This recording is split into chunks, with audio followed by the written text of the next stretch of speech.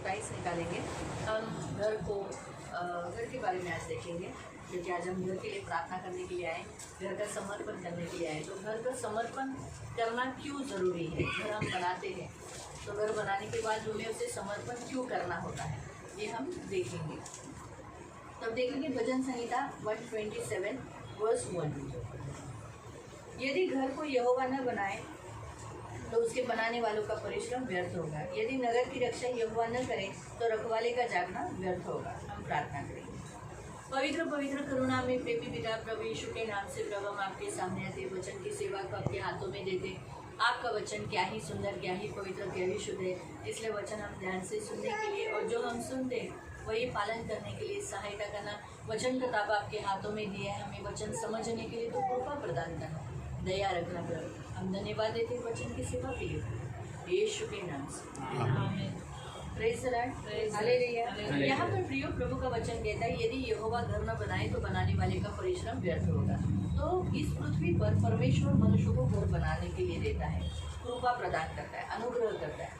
मनुष्य अपने बलबूते पर कुछ भी इस पृथ्वी पर नहीं कर सकता।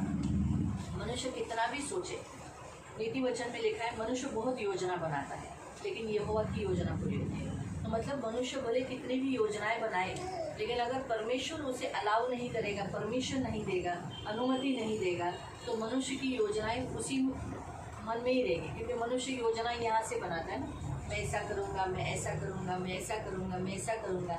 लेकिन अगर परमेश्वर अनुमति नहीं दे, परमिशन नहीं दे, तो मनुष्य कुछ नहीं कर सकता। इसलिए नए करार में भी क्या लिखा है, याकूब की पत्री में कहा है कि जब तुम कुछ भी योजना करने वाले हो तो ऐसा कहो कि यदि परमेश्वर की इच्छा हो तो कल हम ऐसा करें। क्यों ऐसा कहने के लिए बोला? क्योंकि इस पृथ्वी पर हमें कुछ भी करना है तो परमेश्वर की परमिशन लगती है। परमेश्वर के परमिशन के बिना हम कुछ नहीं कर सकते। अभी आप बोलोगे ऐसा क्यों?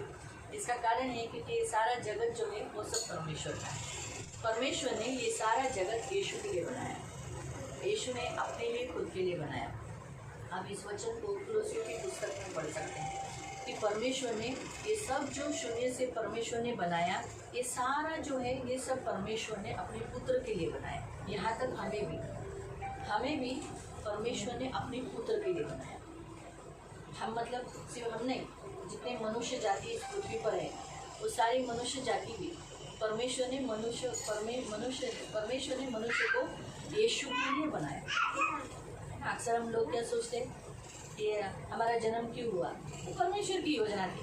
परमेश्वर ने मनुष्य को इस पृथ्वी पर इसलिए बनाया ताकि वो यीशु के लिए, यीशु के साथ सहवास करने के लिए, यीशु के संग रहने के लिए। इसलिए आप जितने जन क्रिसमस में थे वहाँ आपने वो वचन पढ़ा होगा कुलोसियों की पुस्तक में कि जो कुछ परमेश्वर ने आज हमें दिखाई दे रहा है, फिर वो प्राणी हो, आकाश हो, पृथ्वी हो और इंसान हो, सब कुछ यीशु के लिए बनाए, उसके पुत्र के लिए। कुलोसियों की पुस्तक पहले अध्याय में दिया है। तो इसलिए प्रियो, परमेश्वर का ये सारा जो पृथ्वी है ये सब उसका है। अभी जैसे ये घर भाई परमेश्वर ने जोसेफ भाई और डायना को दिया, अभी ये इनका घर है, सही। हम हमारी मर्जी कर सकते हैं क्या? मैं वो एसी निकाल कर इधर लगा सकती हूँ क्या? ये सोफा से कि उठा के उधर रख सकती हूँ क्या? नहीं, वो उनका है, उनका अथॉरिटी है, उनका अधिकार है। उनका एसी कहाँ रखना, उनको कबाड़ कहाँ रखना, तो उनका वस्तु कहाँ रखना, वो उनका डिसीजन है, वो उनको अधिकार दिया है क्योंकि वो उनका है। उसी रीति से ये सारी जो सृष्टि है ये परमेश्वर की है, तो परमेश्वर का अधिकार है पृथ्वी पर। इसीलिए परमेश्वर जो चाहेगा वही पृथ्वी पर। बिना परमेश्वर के परमिशन के यहाँ कुछ नहीं होता। जैसे अय्यूब के बारे में भी हम देखेंगे, अय्यूब को जो सताया गया, आपने तो पढ़ा ही अय्यूब का अध्याय, परमेश्वर ने परमिशन दिया तब हुआ ना।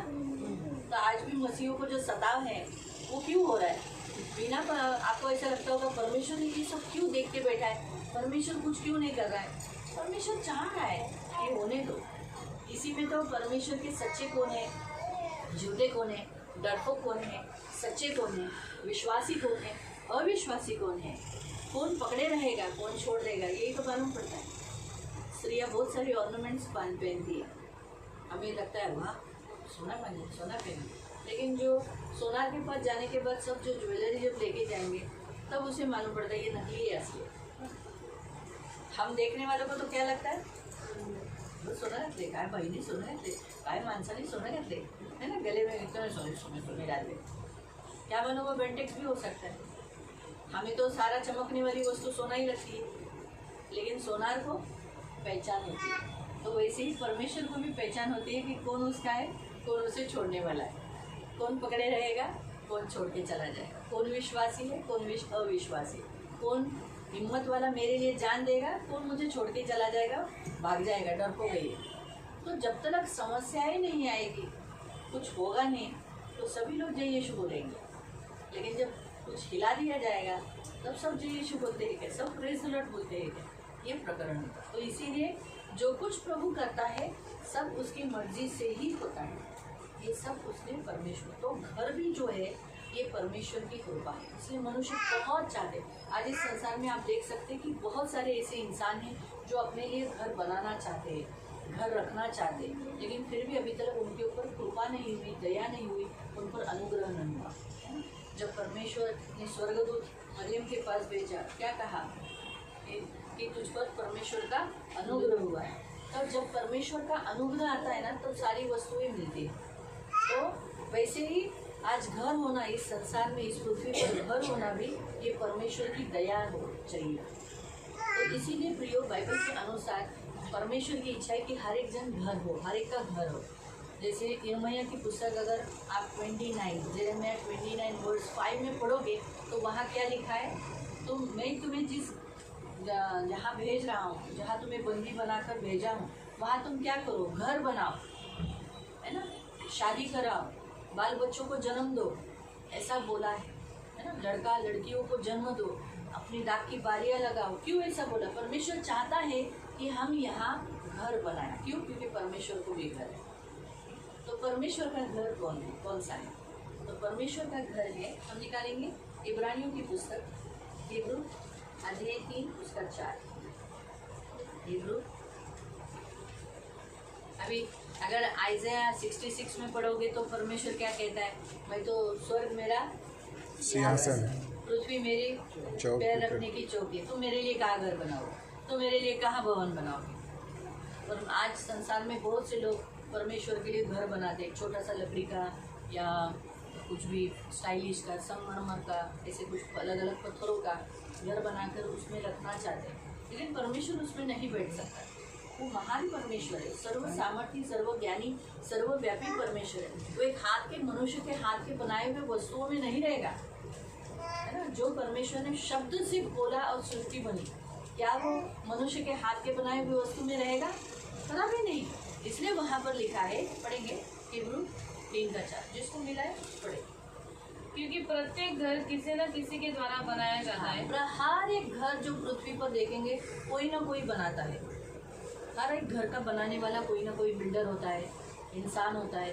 कभी कभी कोई लोग मिस्त्री बनाते हैं, आदमी उसे बताते हैं, उसे बताया जाता है, बना के लिया जाता है। लेकिन परंतु सब कुछ का बनाने वाला परमेश्वर है। लेकिन सब बनाने वाला कौन है? परमेश्वर है। तो परमेश्वर सब कुछ बनाता है, यहाँ स्पष्ट रीति से लिखा है। हम क्या बोलते हैं, आज इस बिल्डर ने बिल्डिंग बनाई, आज इस व्यक्ति ने कॉन्ट्रैक्ट लिया और इसने बनाया, नहीं। लेकिन ये सब बनाता कौन है? परमेश्वर। परमेश्वर कृपा देता है। आगे, परमेश्वर के सारे घराने में से मूसा को सेवक की भांति विश्वास योग्य रहा, कि उन बातों का साक्षी हो जिनका वर्णन बाद में होने वाला था। परंतु मसीह तो पुत्र के सदृश परमेश्वर के घराने का अधिकारी है। यीशु मसीह जो परमेश्वर के घर का अधिकारी है। यदि हम अपने विश्वास और आशा के गर्व को अंत तक दृढ़ता से थामे रहे, अगर हम विश्वास को अंत तक पकड़ कर रखेंगे तो हम ही उसका घराना है, तो हम ही उसका घर है। वहाँ हमारे हिंदी ट्रांसलेशन में लिखा है, हम उसका क्या है? घर। तो परमेश्वर का घर कौन है? हम। तो परमेश्वर कौन से घर में रहता है? हमारे यहाँ।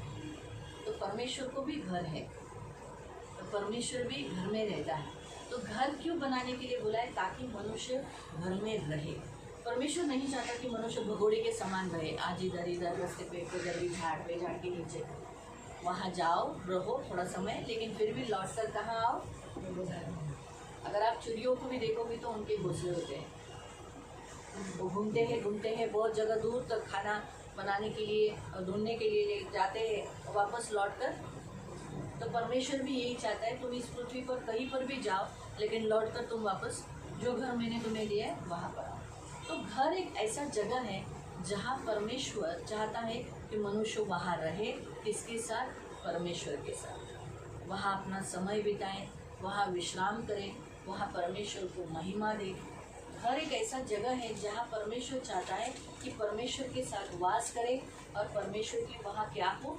उपस्थिति हो।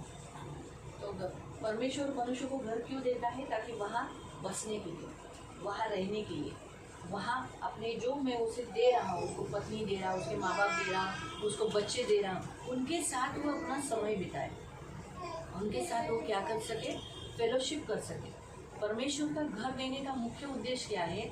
कि उस पुरुष को और उस स्त्री मिलकर रहे और परमेश्वर के लिए जो बच्चे वो जन्म देंगे उन बच्चों के साथ परमेश्वर के साथ वहाँ रहे, परमेश्वर की उपस्थिति में वो वहाँ रहे। इसलिए परमेश्वर घर देता है। तो घर में आप रहोगे तो एक दूसरे को जानोगे, एक दूसरे के साथ पहचान होगी, एक दूसरे से प्यार होगा, एक दूसरे के लिए आप कष्ट करोगे, एक दूसरे की सेवा करोगे, एक दूसरे के लिए जियो। तो इसलिए परमेश्वर मनुष्य को घर देता है। घर देने का मुख्य उद्देश्य क्या है? ताकि आप मिलकर एकत्रित हो और मिलजुल कर प्रभु की सेवा करें। घर का मुख्य उद्देश्य वही है। तो परमेश्वर आपके घर में रहता है, आपके यहाँ, मेरे यहाँ। तो ये यहाँ परमेश्वर रहता है ताकि हम परमेश्वर के लिए तैयार हो जाए और जहाँ उसका घर है, जहाँ वो है, वहाँ हम चले जाए। लेकिन यहाँ हम जो मिलकर एक घर में रहते, जैसे आज जोसेफ भाई को ये घर दिया, तो जोसेफ भाई दिन भर में कहीं पर भी काम भेजा, लेकिन वो वापस अपनी पत्नी के पास, अपने बच्चों के पास लौटा। वो भले 12 घंटा बाहर देते, लेकिन उसमें के 6 घंटे अपने फैमिली के साथ देते। 24 घंटे से 12 गया तो 6 बजते हैं, 6 घंटा प्रभु के साथ देता है।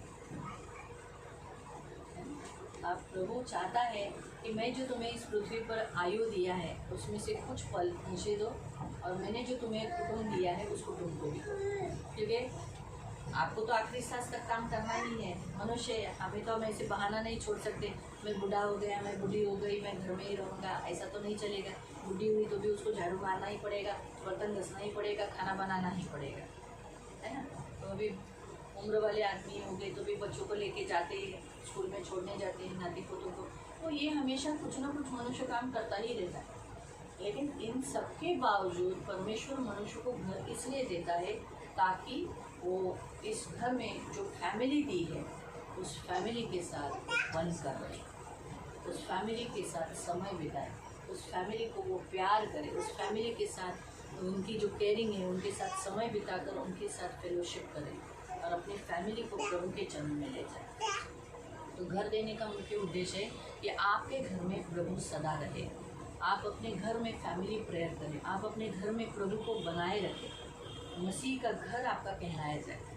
प्रभु ने कहा मेरा घर प्रार्थना का घर कहलाया जाएगा, तो आपका घर मसीह का घर कहलाया जाए, मसीह की पहचान आपके घर से होने पाए, इसीलिए वो आपको और हर इंसानों को घर देता है। फिर रही बात, वो परमेश्वर है, हमारा सृष्टि करता है, हमारा सृजनहार है, तो वो उसका स्वभाव है अपने बच्चों को घर देना। जैसे हर पुरुष अपने बच्चों के घर क्यों खरीदी करता है? अपने बच्चों के लिए बनाना चाहता है ताकि उसके बच्चे उस घर में रहें। तो वैसे ही परमेश्वर भी मनुष्य को घर इसीलिए देता है ताकि वो उसके बच्चे हैं, वो उसके संतान हैं। और परमेश्वर अपना जो खाना पीना, पहनना, कपड़ा, रहना, इसके विषय पर प्रभु ने क्या कहा? तुम चिंता मत करो, उसकी मांग मत करो, परंतु पहले उसके राज्य की। तो प्रभु चाहता है हम जब उसके राज्य की खोज करेंगे तो ये जो वस्तु है वो उसका ड्यूटी है, वो देना ही है उसको, वो उसको देना ही है, वो देगा। वो परमेश्वर है, वो उसका काम है वो हमें देना, तो वो देगा ही। लेकिन हम जितना उसके राज्य की खोज करेंगे, जितना हम उसको ढूंढेंगे, जितना हम उसके करीब आएंगे, ये वस्तुएं ऑटोमेटिकली हमारे पास आएंगी। तो ये है ना, तो जितना बच्चे अपने माता पिता को खुश रखते हैं तो ऑटोमेटिकली माँ बाप क्या करते हैं? सब प्रॉपर्टी बच्चों के नाम। जितना बच्चे माँ बाप से दूर जाते हैं उतनी प्रॉपर्टी वो बोलते हैं एक बच्चे को नहीं लिख के दूंगा, मेरा साथ नहीं दिया, मुझे छोड़ के गए हैं, हाँ बिल्कुल नहीं,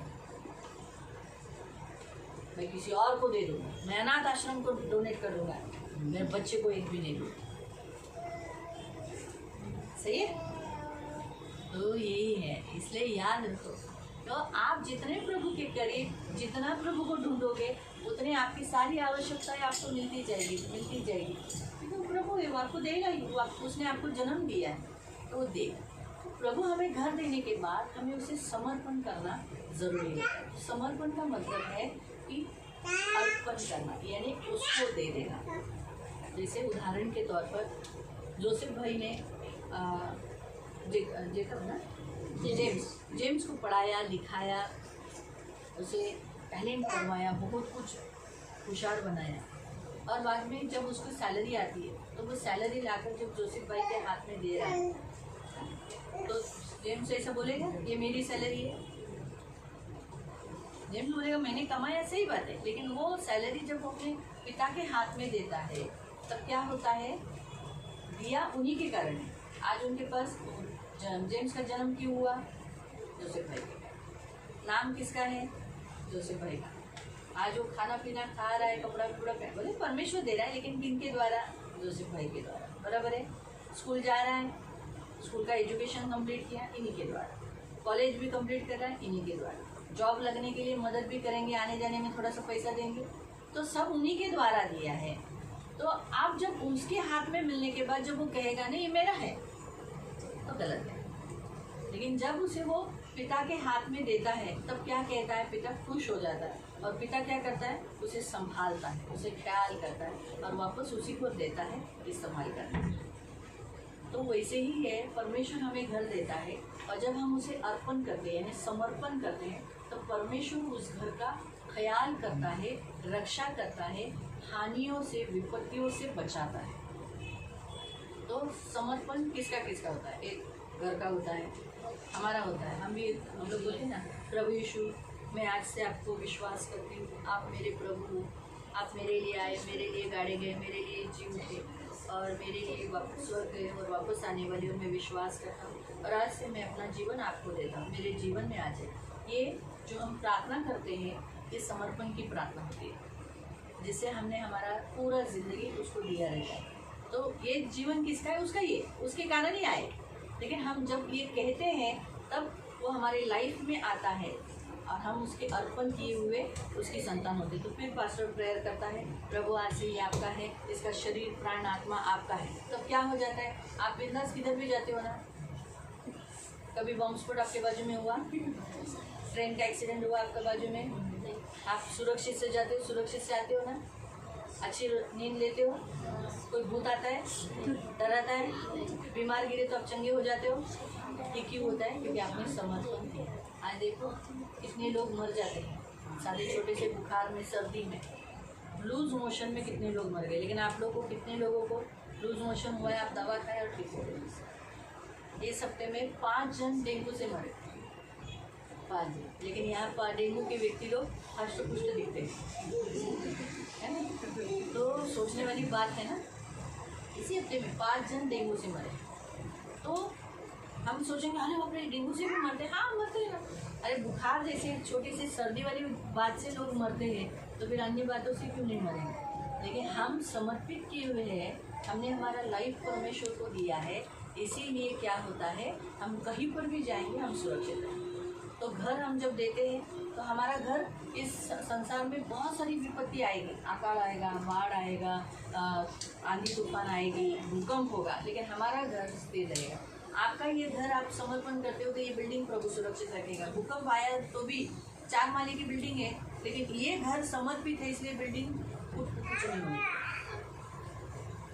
आजू बाजू की बिल्डिंग है गिर जाएगी अगर उधर एक भी मसीह नहीं है तो, लेकिन आपकी बिल्डिंग हमेशा सुरक्षित रहेगी। एक सबसे बड़ा फायदा होता है समर्पण। तीसरा, हम बच्चे देते हैं समर्पण। बच्चों को हम समर्पण इसलिए करते हैं क्योंकि भले वो हमारे हैं, लेकिन हम हमेशा उनके साथ नहीं रहते। वो कहाँ कहाँ जाते हैं, स्कूल में जाते हैं, बाथरूम में जाते हैं, खेलने के लिए जाते हैं, हमारा 24 आवर्स ऐसा उनके ऊपर नज़र नहीं रहेगा क्या? लेकिन जब हम उन्हें समर्पण करते हैं बच्चों को, तब क्या हो जाता है, वो कहीं पर भी जाएंगे वो मसीह के बन के रहेंगे, सुरक्षित से प्रभु घर पे आएंगे, वो भटकाने में नहीं आए, नाश नहीं होते, संसार के नहीं बनते, तो प्रभु के बनकर जीवे। इसलिए बच्चों को भी क्या किया जाता है? समर्पण किया जाता है। गाड़ी का भी समर्पण। हाँ, गाड़ी भी देते हैं। Thank you. गाड़ी भी हम प्रभु को समर्पण करते हैं। जब हमारे पास कोई भी व्हीकल आती है हम उसे प्रभु के हाथ में दे देते। क्यों देते? क्योंकि गाड़ी एक ऐसी वस्तु है, कभी भी उसका एक्सीडेंट हो सकता है, उसके सामने कोई आ सकता है। लेकिन जब हम उसे गाड़ी को भी अगर प्रभु के सामने अर्पण कर देते हैं तो गाड़ी को चलाने वाला परमेश्वर रहेगा। भले कोई भी ड्राइवर चलाओ, लेकिन नियंत्रण परमेश्वर रखेगा। गाड़ी के आगे कोई आने नहीं देगा, ना उस गाड़ी कभी स्लिप होगी, ना उस गाड़ी का एक्सीडेंट होगा। फिर वो 2 व्हीलर हो, 3 व्हीलर हो या 4 व्हीलर। अभी तक प्रभु की दया से जितने लोगों की गाड़ियों को प्रभु ने प्रभु के सामने समर्पण किया है, उसका अभी तक प्रभु की दया से एक भी एक्सीडेंट नहीं हुआ, ना कभी उनके गाड़ी के नीचे पड़ा। ये समर्पण करने का कारण भी ये, और इसीलिए परमेश्वर ने व्यवस्था विवरण अध्याय 20 उसके 5 वचन में पढ़ेंगे। डिटरनॉमी चैप्टर 20 और उसका 5। फिर सेनाधिकारी भी उनसे कहे, क्या कोई ऐसा है जिसने नया घर बनाया और उसका अर्पण नहीं किया? वह अपने घर चला जाए, कहीं ऐसा न हो कि वह युद्ध में मारा जाए और अन्य कोई उसके बदले घर का अर्पण करे। हम यहाँ देखते हैं कि परमेश्वर ने युद्ध में जाने के लिए एक नियम लगा दिया। कौन सा नियम लगाया? कि सैनिकों को पूछा गया कि कोई भी अगर सैनिक युद्ध के लिए आया है और उसने घर बनाया है, नया घर बनाया है, नया घर लिया है, लेकिन समर्पण नहीं किया, तो वो युद्ध में नहीं जा सकता। क्यों? अगर वो मर गया तो फिर उसका घर का समर्पण कौन करेगा? कोई दूसरा? नहीं, वो नहीं चलेगा। परमेश्वर कहता है जिसने घर मेहनत से बनाया, उसने खर्चा किया, वो व्यक्ति का हक है पर उस घर में रहने का, मरने का नहीं। आपको समझ में आ रहा है? क्यों घर का पुरुष, घर की स्त्री जिसके भी नाम पर घर परमेश्वर बनाता है, वो क्यों समर्पण के लिए चाहिए होते? अभी अगर सोचो, भाई जोसेफ काम पे गए, डायना कोई दूसरी जगह में बिजी अर्जेंट हो गए और आज हम लोग घर के समर्पण के लिए आए, है ना? जोसेफ भाई की बहन वो समर्पण कर सकती? नहीं, बिब्लिकली नहीं कर सकती। बाइबल में क्या कहा है? समर्पण का मुख्य उद्देश्य यहाँ लिखा है कि परमेश्वर ने नियम बनाया था। क्या नियम बनाया था? अगर युद्ध में वो मर गया तो उसका घर का कोई दूसरा समर्पण नहीं करे। क्यों? वो मेहनत से, कष्ट से उसने घर बनाया है अपने खुद के लिए, अपनी फैमिली को रहने के लिए, तो वो उस घर में रहना चाहिए, कोई और नहीं। इसीलिए प्रार्थना करने के लिए वो वहाँ पूछा कि तुम लोग में से कोई है जिसने नया घर बनाया, अभी तक समर्पण नहीं किया, तो किसी ने अगर हाथ ऊपर किया तो युद्ध में तुम नहीं आ सकते, जाओ। मतलब परमेश्वर ने एक ऐसा लॉ रखा था कि वो व्यक्ति नहीं मरे, वो उसके घर का समर्पण करने का उसको अधिकार है। वो अपने मन से उस घर को परमेश्वर के हाथ में और उस घर में रहे। तो जब वो घर का समर्पण किया जाता है जिस व्यक्ति के द्वारा, तो वो व्यक्ति को आयु मिलता है। कितने? वृक्षों के समान। वृक्ष कितने साल जीते हैं? ऐसा आयु मिलता है, क्योंकि प्रभु चाहता है कि तूने जो घर मुझे दिया, जबकि मैंने तुझे दिया, लेकिन तूने मुझे वापस दिया, इसीलिए तू इस घर में बहुत साल रहे, अच्छा रहे, खुश रहे, खुशहाली में रहे। इसीलिए प्रियो, बाइबल में ये नियम खास रखा गया था कि युद्ध में जाने के। क्यों? युद्ध में अगर मर गया तो वापस लौट कर आएगा क्या? जो मर जाते हैं वापस लौट कर आते हैं? नहीं आते। भले कथा कहानियाँ में संसार में बहुत सारे हैं, अभी भी बहुत सारे अपने वीडियोस देखे होंगे, मैं पहला मर गया था, अभी इस घर का था, ऐसा बोलना नहीं। बिब्लिकली एक बार कोई व्यक्ति मर गया तो वापस कभी इस पृथ्वी पर लौट के नहीं आ सकता, कभी भी नहीं। यह वचन आप अय्यूब में भी पढ़ सकते हैं, और यीशु मसीह ने भी ऐसे ही कहा स्वर्ग और नरक के बारे में। स्वर्ग और नरक के बारे में जब बताया, एक धनी व्यक्ति स्वर्ग नरक गया और लाजर जब मर गया तो स्वर्ग गया, तो उस धनी व्यक्ति ने कहा कि इस लाजरस को क्या कर, मेरे भाइयों के पास भेज दे, ताकि वो क्या करे, मेरे भाइयों को समझा सके। तो इसने क्या कहा? नहीं, हम जो यहाँ आए हैं, ना तुम में से कोई यहाँ नीचे आ सकते हैं, ना ऊपर आ सकता है, ना हम में से कोई नीचे जा सकता है। एक परमेश्वर ने रिस्ट्रिक्शंस कहीं ना कहीं एक सीमाओं को बांध के रखा है। कोई भी एक बार पृथ्वी छोड़कर गया तो वापस यहाँ पृथ्वी पर लौटकर नहीं आ सकता। परमेश्वर की योजना है, जैसे एलिया का आत्मा वापस लौट कर आया, जो यूहन्ना बपतिस्मा देने वाला, तो ये परमेश्वर की योजना, वरना ऐसा कोई भी लौट कर नहीं आ सकता। तो इसलिए प्रियो, परमेश्वर के वचन के अनुसार परमेश्वर बिल्कुल नहीं चाहता कि वो व्यक्ति जो युद्ध में जाकर मर जाए और उसका घर का समर्पण उसका भाई या उसके कोई रिश्तेदार करे, कदापि नहीं। परमेश्वर चाहता है जो उसने मेहनत से घर बनाया और परमेश्वर को समर्पित किया वो वहाँ बहुत जिए। इसलिए तो यीशु ने कहा मैं आया हूँ जीवन देने, वो भी कौन सा? बहुतायत सा। तो प्रभु चाहता है कि आप जिए, दीर्घायुष्य जिए। प्रभु जो आपको घर दिया, गाड़ी दिया, धन दिया, उसका उपभोग ले, आप उसका आनंद ले। परमेश्वर ये चाहता है। व्यवस्था विवरण अध्याय 12 में क्या लिखा है? मैंने जो तुम्हें पत्नी दी, तुम्हें बच्चे दिए, तुम्हें घर दिया, तुम्हें संपत्ति दिया, उसमें तुम परमेश्वर के भवन में क्या करो? जो जगह को मैंने तुम्हें चुना है उनमें तुम क्या करो? लेवियों के साथ आनंद करो। तो प्रभु आपको पत्नी देता है, बच्चे देता है, घर देता है, संपत्ति देता है। क्यों?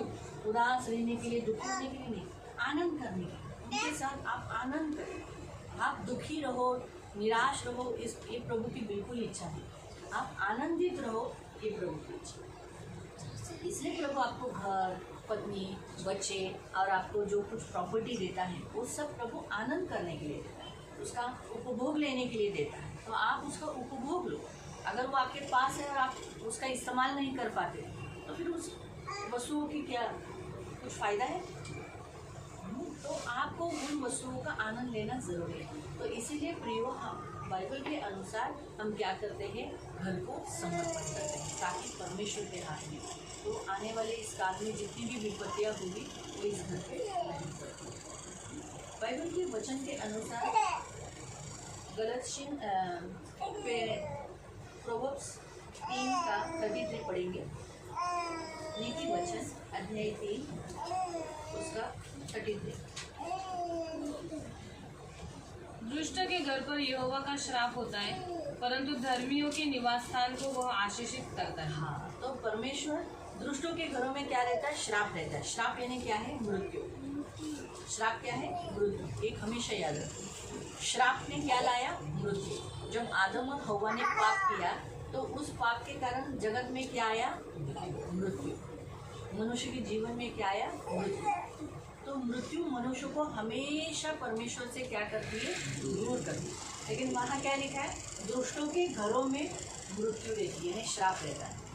इसलिए कभी भी मृत्यु आ सकता है, गारंटी नहीं। लेकिन धर्मियों के घरों में वैसा नहीं। धर्मियों के घरों में क्या लिखा है? वहाँ आशीष। तो आशीष कौन है? यीशु, यानी जीवन, लाइफ। तो लाइफ क्या है? यीशु। यीशु लाइफ है, हमारी सांस है, हमारा हर एक सांस वो यीशु। तो हम जब हमारे घरों में हम जब प्रेयर करते हैं, हम जब घर को समर्पण करते हैं, तो हमारे घर से सबसे पहला हटता क्या है मालूम? मृत्यु। तो समर्पण का सबसे बड़ा फायदा क्या होता है? हमारे घर से मृत्यु निकल जाती है। मैं ये नहीं कहती कि आपको बुखार नहीं आएगा, सर्दी नहीं आएगी, खांसी नहीं आएगी। आपके अंदर जितना रोग प्रतिकार करने की क्षमता है आप उतना रोग से लड़ सकते हो। लेकिन अगर आपके पास रोग प्रतिकार करने की क्षमता कम है तो नेचुरली सर्दी, खांसी, ये जो वायरल घूमते रहते हैं वो अटैक करेंगे। लेकिन लड़ने की शक्ति हमारे पास होनी चाहिए, पावर। इसलिए विल पावर बड़ा स्ट्रांग होता है, विल पावर बड़ा जरूरत है। बाइबल में क्या लिखा है? अगर परिस्थिति में तू तेरी विल पावर जो है हार दिया तो नाश हो जाए। लेकिन उस परिस्थिति में, जो विकट परिस्थिति में आप स्ट्रांग, मरने वाला व्यक्ति भी जब विल पावर स्ट्रांग करता है तो वो मरने से बच जाता है। इसलिए मरने वाले व्यक्ति को हम क्या करते हैं? सबसे पहले उत्साहित करते हैं, नहीं डर मत, प्रभु तुझे उत्साहित करेगा, यीशु जीवन आया है देने के लिए। हम उनके पावर को, जो विल, नहीं मैं जीना चाहता, फिर उससे वो जीने लगता है। तो इसलिए कभी भी अपने अंदर की जो विल पावर होती है ना, जो हमारे अंदर की इच्छा शक्ति स्ट्रांग करनी है। इच्छा शक्ति को नहीं, मैं जीऊँगा, मैं अच्छा जीऊँगा, मैं जल्दी नहीं मरूँगा। बहुत लोग हाँ अभी क्या बीमार मरेगा, शायद मैं अभी तो फिर आप जाओगे। आपने आपका माइंड ही प्रिपेयर कर लिया है, वो जी मेरे मन शादी नहीं तो फिर वो क्या होगा? मरेगा ही नहीं। ऐसा क्यों बोलने का ही क्यों ऐसा? मतलब मैं जीऊँगी, मैं मेरे पति का सुख लूँगी, किसी और स्त्री को क्यों दूँ? तो सही बात है। तो आपका जो विल पावर है ना, आपकी जो सोच शक्ति स्ट्रांग रखना है। तो आप जियोगे, दीर्घायुष्य जियोगे। तो परमेश्वर वहाँ क्या बताता है कि यीशु हमारे घरों में ब्लेसिंग देता है, मृत्यु नहीं देता। प्रभु के पास जब हम समर्पण करते घर पे, तो घर पे मृत्यु का अधिकार नहीं रहता, मृत्यु अंदर एंट्री नहीं कर सकता, अंदर आ नहीं सकता। मृत्यु हमारे घर से बाहर से बाजू में चला जाएगा, लेकिन घर के अंदर नहीं आएगा। जैसे आप सब तो बाइबल पढ़ते हो, एक्सोडस निर्गमन 12 में जब मृत्यु का आत्मा परमेश्वर ने भेजा, तो यहूदियों ने, इस्राएलियों ने क्या किया? चौखट अलंगों पर लगाया। तो मृत्यु का आत्मा जब उनके घर के बाजू से गया, उनके अंदर जितने लोग थे उनको छुआ नहीं। तो वैसे ही होता है, जब हम घर का समर्पण करते हैं, यीशु का लहू चौखट अलंगों पर लगाते हैं, अपने ऊपर लगाते हैं, तो मृत्यु का आत्मा हमें छूता नहीं। मृत्यु का आत्मा हमारे बाजू से जाएगा, लेकिन हमें छुएगा नहीं। इसलिए घर के ऊपर यीशु का लहू लगाते हैं, यीशु के लहू से सैंटिफाई करते, उसको पवित्र करते, शुद्ध करते, अलग कर देते। जब आपका और मेरा समर्पण हुआ, पास्टर ने यीशु का लहू लगाया था हमारे सबके ऊपर, मुझे भी लगाया था। मैंने जब यीशु को स्वीकार किया था, तब मुझे भी पास्टर ने यीशु का लहू इधर और इधर लगा दिया था, है ना। बच्चों का समर्पण करते, यीशु का लहू लगाते, गाड़ी का समर्पण करते, यीशु का लहू लगाते।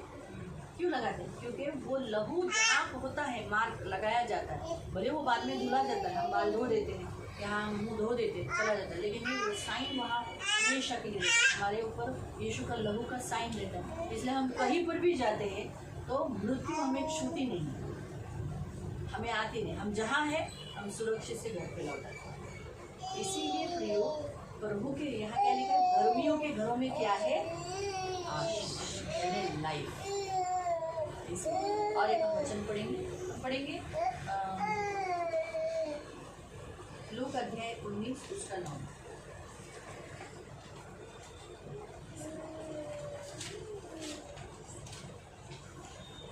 यीशु ने उसके लिए कहा, आज इस घर में उद्धार आया है। हाँ, अभी जब हम घर का समर्पण करते हैं, तो यीशु उस घर का मालिक हो जाने के कारण, भले डॉक्यूमेंट पे आपका नाम होगा, क्योंकि पृथ्वी पे है, डॉक्यूमेंट बड़ा इम्पोर्टेंट होता है।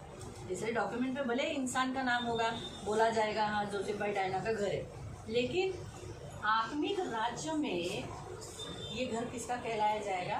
परमेश्वर। इसलिए परमेश्वर के घर में दुष्ट आत्माएं और अंधकार की शक्ति नहीं आएगी।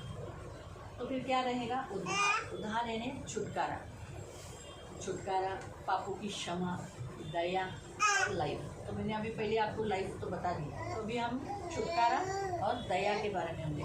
तो जब हम घर का समर्पण करते हैं, तो घर में उद्धार आता है। तो इस घर में अभी इसके बाद कोई भी आएगा, उसको हमेशा घर में शांति लगेगी। उसको लगेगा नहीं अच्छा है ना, इनका घर यीशु के पास आने के बाद कितना अच्छा हो गया ना, उनको भी आना चाहिए यीशु के पास। ऑटोमेटिकली उनके अंदर वो फीलिंग्स है, यानी उद्धार की प्रक्रिया उनके अंदर चालू होगी। उद्धार कभी भी जल्दी नहीं होता, आज लिया, आज सुना, तुरंत ग्रहण किया। थोड़ा प्रोसीजर उसका धीरे धीरे, वचन सुनना, लोगों के साथ, मसीहों के साथ बैठना, ऐसे करके हमारे घर के लोग क्या होते हैं? उद्धार प्राप्त करते हैं। तुरंत हमारे घर के लोग, अगर आज हमारे घर के लोगों को, जब मैंने मेरी माँ को बताया था, क्या वो तुरंत यीशु के पास आई थी? नहीं आई थी, बोली वेड़ी झाली, तिला काही डोकंच नाही, काय नसते यीशु कर। लेकिन उसने कब बिलीव किया? जब उसका उंगली कड़क हो गई थी, सीधी दुखी नहीं रही, तो सूजन थी।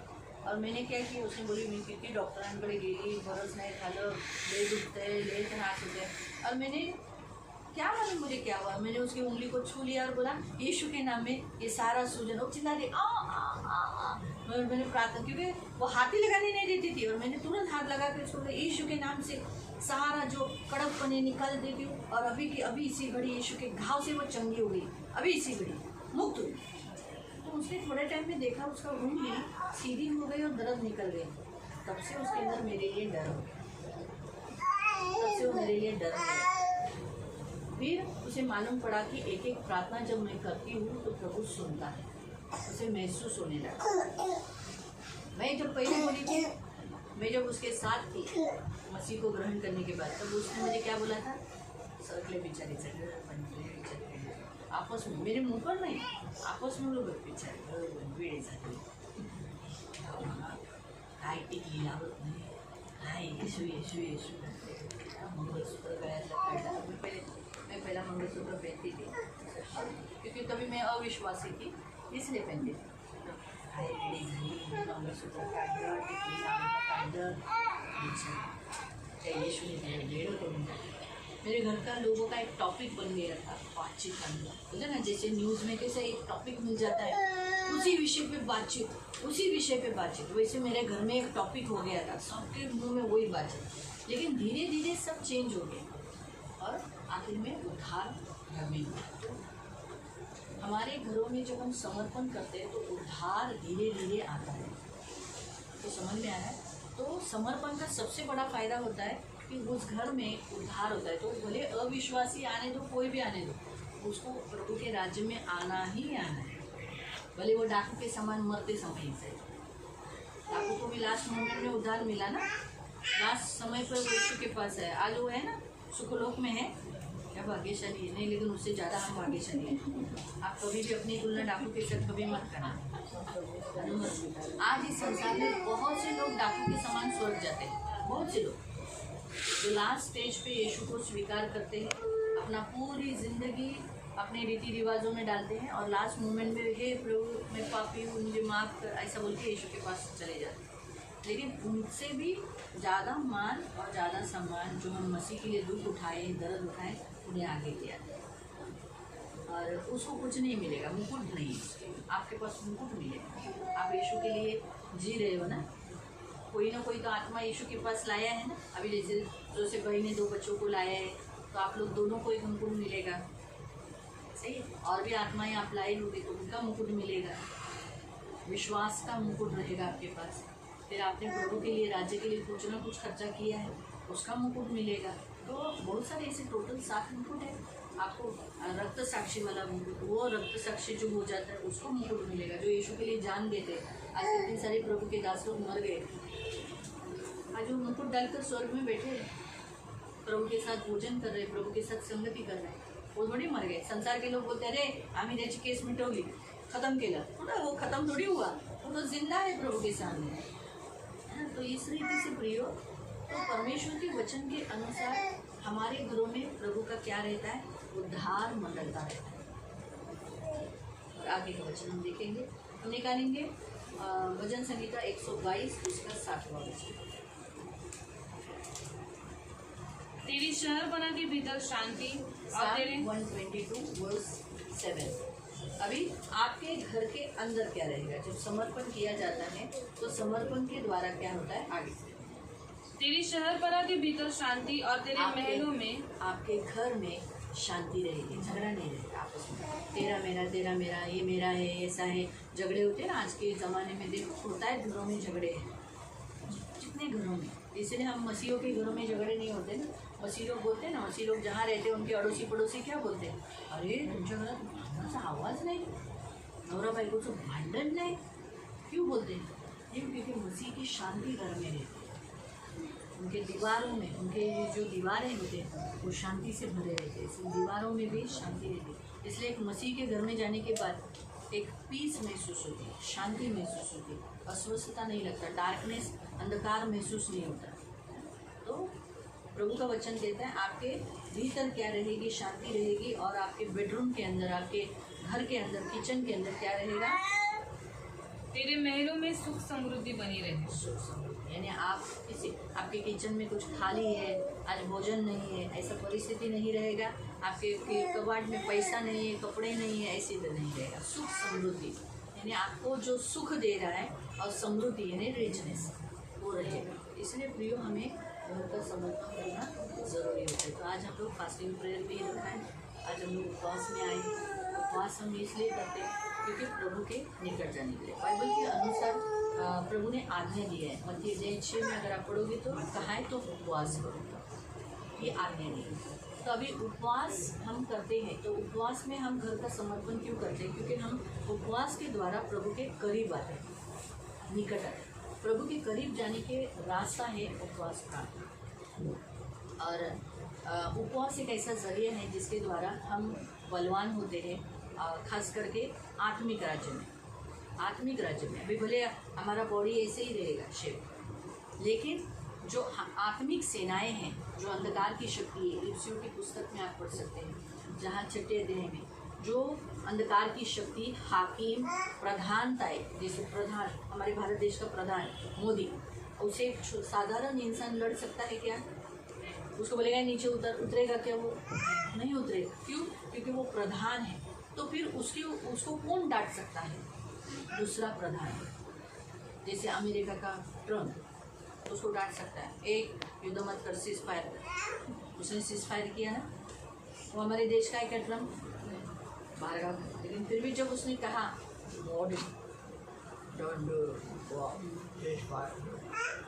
बंद हो गया सीज फायर, भारतीयों को मालूम भी नहीं था कि ऐसा कुछ हुआ।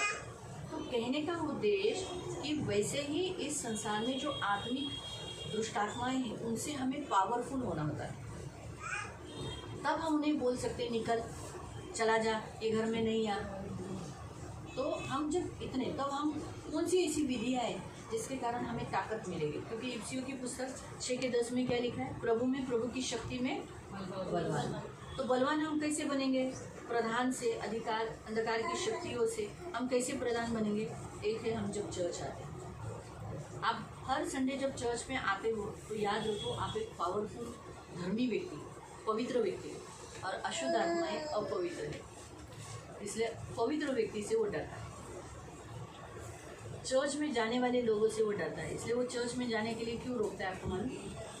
यही कारण है, क्योंकि आप जाओगे चर्च में, आप होली हो जाओगे, पवित्र हो जाओगे, फिर वो आपसे लड़ नहीं सकेगा, आपके जीवन में काम नहीं कर सकेगा। इसलिए कभी कभी कोई लोग बोलेगा मैं जाता हूँ, तुम घर में रहो। फिरौन के काल में भी ऐसा ही हुआ था ना। फिरौन ने क्या बोला?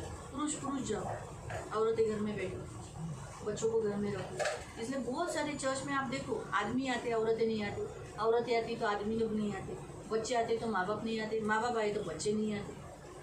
ये फिरौन की चालबाजी है, शैतानी, किसी को रोक के रखना चर्च में जाने के लिए। तो चर्च में आने से हम होली होते, पवित्र होते, तो बलवान हो जाते। दूसरे, प्रार्थना करने वाले। प्रार्थना करना एक ऐसा जरिया है जिसके द्वारा हम बलवान होते हैं, और प्रार्थना करने वालों से शैतान हमेशा डरता है। हमें प्रार्थना करने के लिए शैतान बड़ा कंटाला देता है। यीशु के शिष्य देखो, प्रार्थना बोला तो वाह, सोने को मिलेगा, चलो सो जाएंगे। 3 घंटा यीशु प्रार्थना करेगा, मैं क्या करूँ? हम लोग क्या करेंगे? चल याकूब, यूहन्ना, पतरस, सो जाओ, है ना। तो उन्हें सोने के लिए अच्छा लगता था, उन्हें ऐसा लगता था यीशु प्रेयर करेगा, हम सोना है। इसलिए अक्सर आज पेरिताई शिष्य चर्च के लोग प्रार्थना में सोते हैं। आप नोट करो, प्रेयर जब चालू रहेगा तो किसी को नींद आएगी। इवन हमारी फैमिली प्रेयर में भी जब प्रेयर रहेगा तो सोने का स्पिरिट मंडल आएगा। तो इसीलिए क्यों? क्योंकि आप प्रेयर करोगे तो वो आपसे डरेगा ना।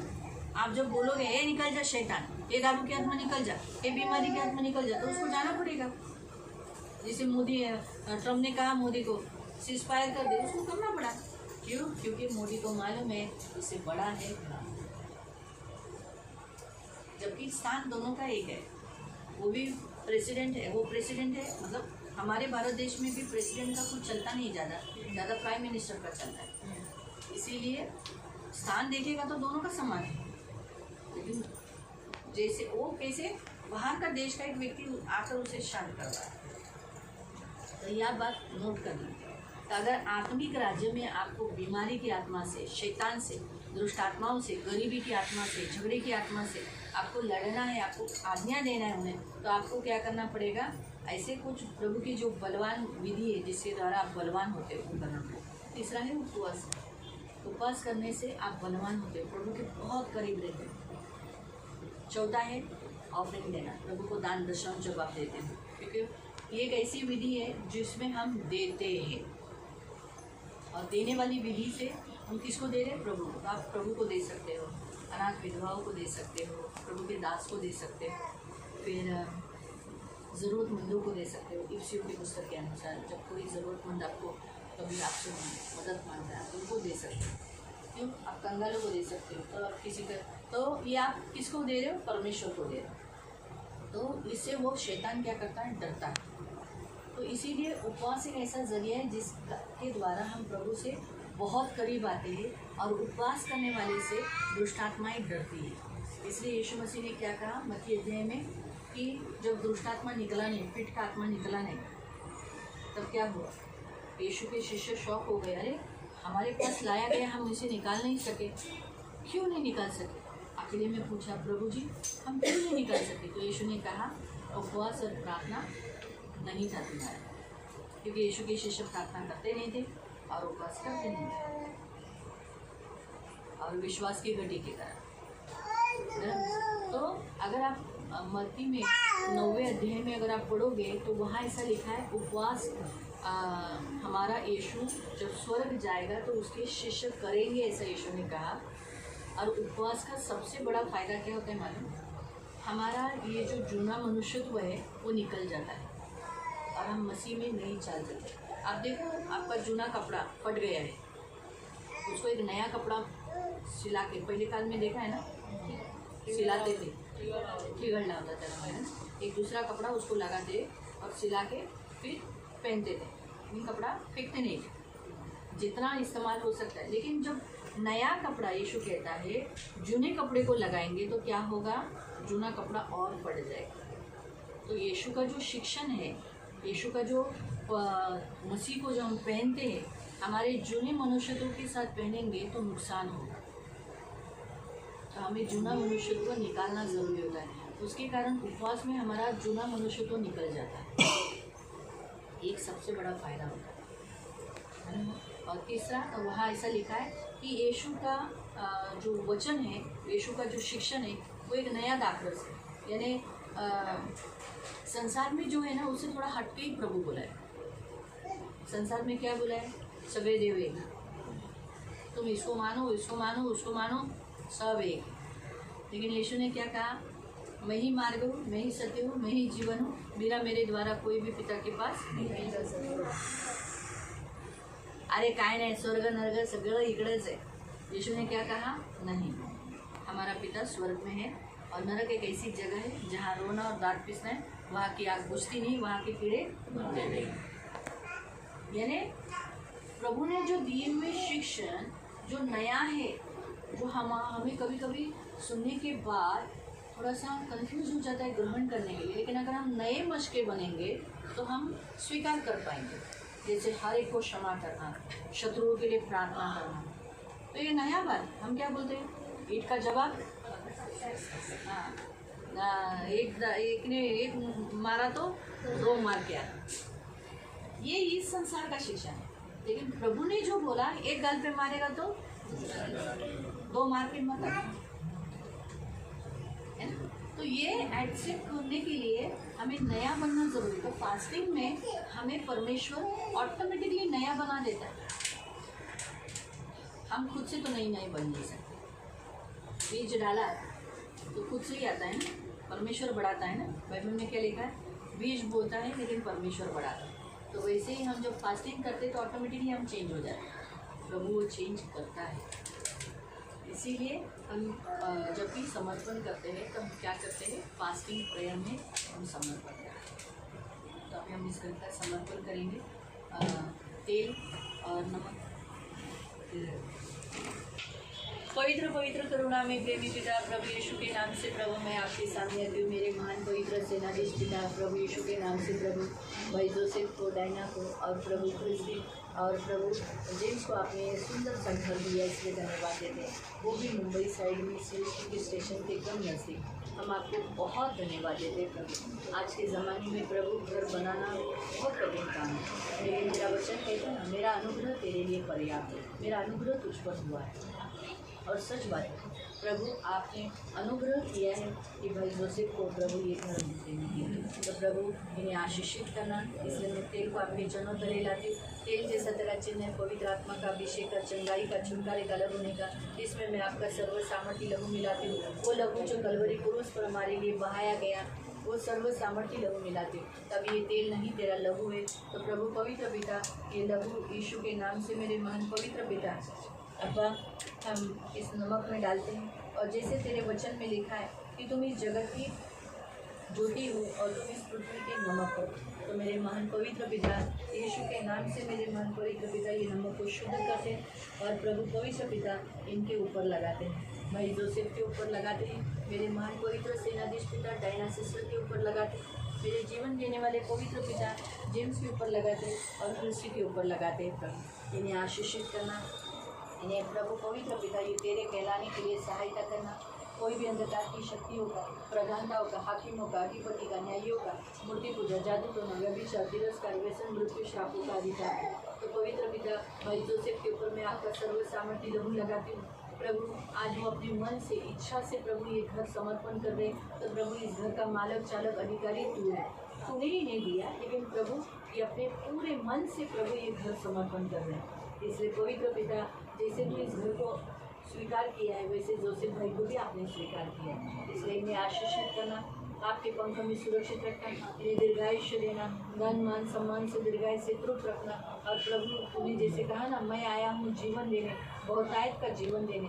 तो प्रभु यीशु के नाम से मेरे महान पवित्र पिता ये जिएंगे और दीर्घायुष्य जिएंगे और इस घर में आनंद लेंगे। और पवित्र पिता इन्होंने जो प्रभु पवित्र पिता ये घर के लिए जो भी कीमत लगाई है, पवित्र पिता उसके बहुतायत प्रतिशत आप उन्हें देंगे। और प्रभु इनका अगर एमआई है तो वो भी एमआई फिरने के लिए पूरी रीति से आप इनके हाथ में धोएंगे। इनके हाथों के कामों को तो आशीषित करें। खास करके मेरे महान पवित्र पिता इनके कमर में जो दर्द है यीशु के नाम से निकाल दे।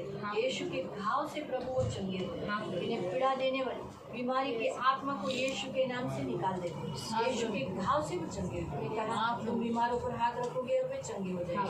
हाथ मेरा नहीं, ये हाथ आपका है और आप अभी इसी घड़ी इन्हें चंगाई दे। आपका लहू लगाकर छुटकारा घोषित करती हूँ, जीवन रखती हूँ प्रभु, और आपके पंखों में सुरक्षित रहने के लिए प्रार्थना करती हूँ। अभी इसी घड़ी यीशु के नाम से जोसेफ भाई चंगे हो, यीशु के नाम से जोसेफ भाई चंगे हो। आपका लहू लगाती हूँ प्रभु और इन्हें आपके पंख में सुरक्षित रहने के लिए प्रार्थना करती हूँ। धन्यवाद देती हूँ पिता। डायना सिस्टर को भी आपका लहू लगाती हूँ, इन्हें भी आशीषित करना प्रभु, आपके पंख में सुरक्षित रखना प्रभु। जेम्स के ऊपर आपका लहू लगाती हूँ, उसे भी आपके पंख में सुरक्षित रखना।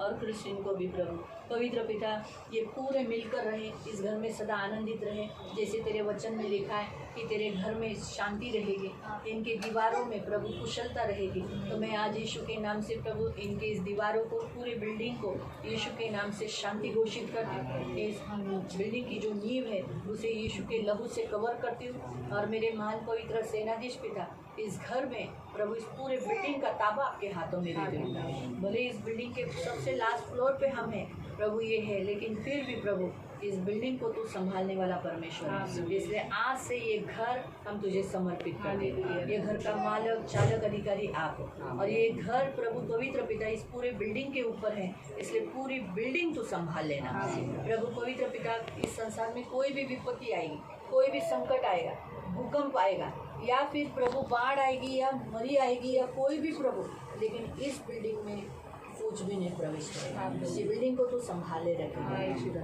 पवित्र पिता। ये कभी गिरेगी नहीं, कभी टूटेगी नहीं प्रभु पवित्र पिता। अगर आगे जाके सोचो प्रभु पवित्र पिता डेवलपर में गई तो फिर प्रभु इन्हें फायदा कराना, लेकिन मेरे महान पवित्र पिता इस घर से इन्हें कोई भी नुकसान होने नहीं देगा। तू इस घर का मालक, चालक, अधिकारी है, इसलिए इस घर को हम तेरे हाथों में देते और इन्हें आशीषित करते प्रभु। इस घर में आने वाले जाने वाले आशीषित रहेंगे। ये घर का मालक, चालक, अधिकारी आप हो प्रभु, इसलिए इस घर में कभी कोई बीमार नहीं रहेगा, कोई हॉस्पिटल में नहीं जाएगा, इनका 1 रुपया भी प्रभु डॉक्टरों के पीछे नहीं जाएगा प्रभु। तो इन्हें बहुत फलवंत करेगा प्रभु। ये कर्जा लेने वाले नहीं, कर्जा देने वाले बनेंगे प्रभु पवित्र पिता। इनके सारे कामों को तो आशीषित करना, आकाश रूपी उत्तम भंडार खोलकर समय समय पर मेह बरसाया करना। और प्रभु ये घर में प्रभु पवित्र पिता ये बिल्डिंग बनाते समय जो भी अंधकार की शक्तियों का, प्रधानताओं का, हाकिमों का, या मूर्ति पूजा, जादू टोना, व्यभिचार, तिरस्कार, व्यसन, मृत्यु का श्राप इस बिल्डिंग पर है,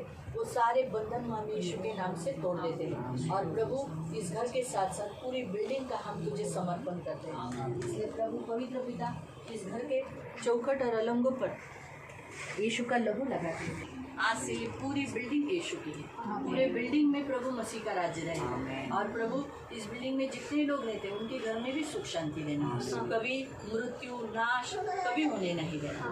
धन्यवाद देते पिता, इस पूरे बिल्डिंग के चारों बाजू में दूतों का पहरा, आपके अग्नि का लहू का बाड़ा बांधते हैं। धन्यवाद देते पिता, यीशु के नाम से इसे शुद्ध करते हैं, पवित्र करते हैं और आशीषित करते हैं। धन्यवाद देते पिता, आपका वचन कहता है प्रभु पवित्र पिता कि इसराइलियों को आशीष देने के लिए प्रभु तुमने कहा कि जिस घर में तुम प्रवेश करते हो उस घर में मेरी शांति की घोषणा करना। तो प्रभु आज इस घर में हम शांति की घोषणा करते हैं और प्रभु इस ब्लेसिंग को आज इस घर में रखते हैं प्रभु, जैसे तेरे वचन में लिखा है पहला शमूएल अध्याय 25 और तेरे वचन प्रभु 6 में लिखा है कि परमेश्वर तुझसे कहता है तू चिरंजीव रहेगा। तो यीशु के नाम से मेरे महान पवित्र पिता आज इस वचन के अनुसार ये जिएंगे, दीर्घायुष्य जिएंगे। भाई जोसेफ भी, डायना भी, क्रिस्टी भी और प्रभु जेम्स भी, ये सदा चिरंजीव रहेंगे। प्रभु तेरा दाहिना हाथ हमेशा इन पर बना रहे, तू अपना प्रसन्न मुख इन पर चमकाता रहे। प्रभु पवित्र पिता इनके आने जाने में अब से लेकर सदा तक रक्षा करेगा। संसार में मिस्र में जितनी बीमारियां उनमें से एक भी प्रभु तुम्हें लगने नहीं देगा।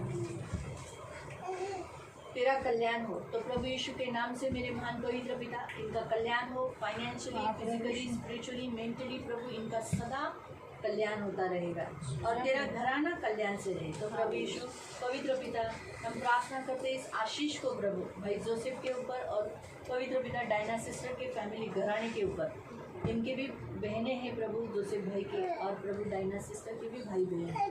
तो यीशु के नाम से पवित्र पिता इनका घराने का भी तू कल्याण कर। ये वचन उनके घराने के ऊपर भी रखते, साथ साथ लिखा है जो कुछ तेरा है वो कल्याण से रहे। तो प्रभु आज इनके पास जो कुछ है वो इन्हीं का रहेगा और इस पर तू बरकत देगा, कल्याण करेगा। तो आज इन वचनों को रखकर पिता पुत्र पवित्र आत्मा के नाम से आशीष घोषित करते हैं। तो प्रभु पवित्र पिता आज से आशीषित है। प्रभु आज से इनके ऊपर कोई श्राप नहीं पड़ा।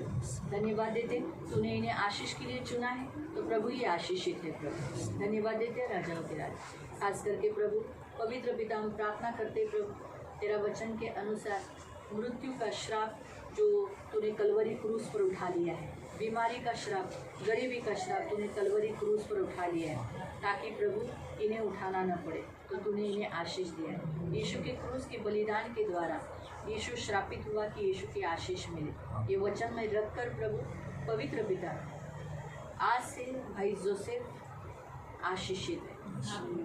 इनके पीढ़ी पीढ़ी से पूर्वजों से उतरा हुआ सारा श्राप, मूर्ति पूजा का, जादू टोना का, व्यभिचार का, मृत्यु का, बीमारी का, श्रापों का अधिकार तोड़ देते हैं और उनसे जेम्स के ऊपर, जेम्स से उनके वंश के ऊपर तोड़ देते। ये निर्वंश नहीं रहेंगे। इनके घर के जो पुरुष है जिएंगे, इनके घर के पुरुष दीर्घायुष्य जिएंगे, इनके पुरुष कभी बीमार नहीं रहेंगे और इस पृथ्वी को जल्दी छोड़कर नहीं जाएंगे। ये वचन मैं रखती हूँ, जैसे तूने कहा तुम में कोई निर्वंश न होगा, तो ये वचन मैं रखती हूँ, इनका वंश चलता रहेगा। भाई जोसेफ घराने से प्रभु आज से इनका वंश चलता रहेगा। आपका लहू लगाती हूँ प्रभु, और प्रभु आज से अब्राहम की सारी आशीष मैं यीशु मसीह में इनमें रखती हूँ। अब्राहम की सारी आशीष जोसेफ भाई के ऊपर, जेम्स के ऊपर, जेम्स के बच्चों के ऊपर मैं यीशु के नाम से रिलीज करती। श्राप जैसे तीसरे चौथे पीढ़ी तक उतरता है, आशीष भी वैसे ही उतरते बहकर आता है। तो प्रभु जोसेफ भाई के ऊपर से, जेम्स के ऊपर से उसके वंश के ऊपर ऐसे बहते रहने के लिए मदद देते। धन्यवाद देते, आपका लहू लगाते और आपके पंख हमें सुरक्षित रहने के लिए प्रार्थना। धन्यवाद देते यीशु के नाम से, आमीन।